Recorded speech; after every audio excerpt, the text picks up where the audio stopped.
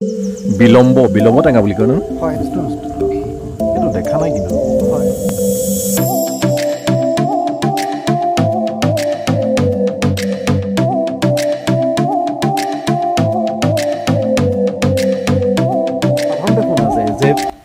চৰকাৰী বিভাগবিলাকৰ অৱহেলাৰ কাৰণে বহুত ধ্বংসৰ পথত আগবাঢ়িছে কিন্তু এই নাৰ্চাৰীখনত যদি আপুনি এপাক আহে তেতিয়াহ'লে আপুনি ক'বলৈ বাধ্য হ'ব যে আপুনি বিশ্বাস কৰিবলৈ বাধ্য হ'ব যে চৰকাৰী এনেকুৱা এটা বিভাগো আছে যিটো বিভাগে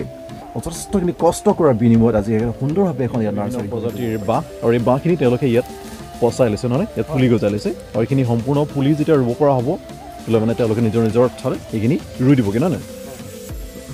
আপুনি বাঁহৰ 21টা প্ৰজাতি আছে বুলি ক'লে ন ইয়াত ইয়াৰ প্ৰতিজোপা গছ প্ৰতিটো পুলি দেখিলে গম পোৱা যায় যে যথেষ্টখিনি ইয়াত মৰম চেনেহৰ মাজেৰে প্ৰতিপালন কৰা হৈছে আৰু এই গছ পুলিবিলাকে যথেষ্টখিনি আদৰ লাভ কৰিবলৈ সমৰ্থ হৈছে কিন্তু আমি চৰকাৰী বিভাগ বুলি এক অৱহেলা কোনো কৰা নাই এক নিজস্ব সম্পত্তি এটা ব্যক্তিগত সম্পত্তি হিচাপে ইয়াক প্ৰতিপালন কৰা যেন লাগিছে এই নাৰ্চাৰীখনত ব্যৱহাৰ কৰিবলৈ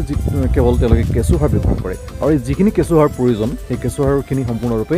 ইয়াতে নিজে প্ৰস্তুত কৰি লয় গতিকে আহোচোন আমি তেওঁলোকে কেনেকৈ কেঁচুসাৰখিনি প্ৰস্তুত কৰি ইয়াতে আমি এপাক চাই লওঁ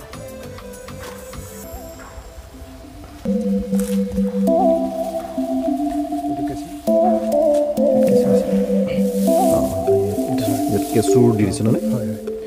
এই যিখিনি ইয়াৰখিনি ধৰক এতিয়া মানে কি ইয়াত বিভিন্ন ধৰণৰ জাবৰ জোঁথৰ ব্যৱহাৰ কৰিছে মানে আমি ধৰক ইয়াত জাবৰ আছে কলগছ আছে গোবৰ আছে এইটো মানে মিলাই দিয়ে তাৰ ওপৰত কেঁচু মিলাই দিওঁ এইটো পচন্দ এইটো বস্তুটো এইটো হেৰিটো ওলাইছে আৰু এইবিলাক বুজিছেনে এইবিলাক হৈছে আৰু এইবিলাক হাগিছে আৰু গতিকে এইবিলাকে গছক ব্যৱহাৰ কৰিব আমি তাৰমানে মাটি মিক্সাৰটো পঢ়ি হেৰি কৰিছোঁ এটা ব্যৱহাৰ কৰিব পাৰিব লাগে নহয় জানো এইবিলাক সম্পূৰ্ণ ব্যৱহাৰ যোগ্য হৈ আছে মানে তাত হেৰি কৰি দিলোগে এতিয়া আকৌ নতুনকৈ প্ৰস্তুত কৰিম এইখিনি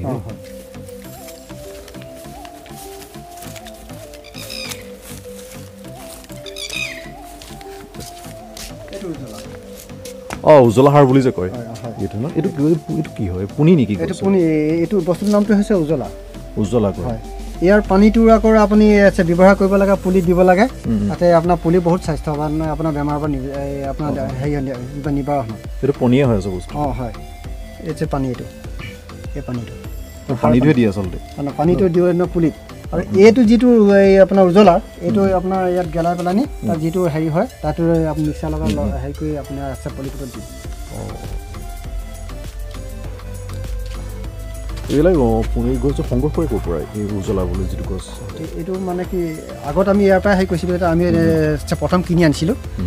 কিনি আনোতে আমি 4বাৰমান আমি ইয়াৰ পৰা উলিয়াই পেলানি সেয়া দিলোঁ দি পেলানি এই লাষ্টতে আপোনাৰ আকৌ এয়া দিছোঁ ইয়াৰ উৎপাদন হৈছে এয়া আকৌ এতিয়া কাৰিবৰ হৈছে আৰু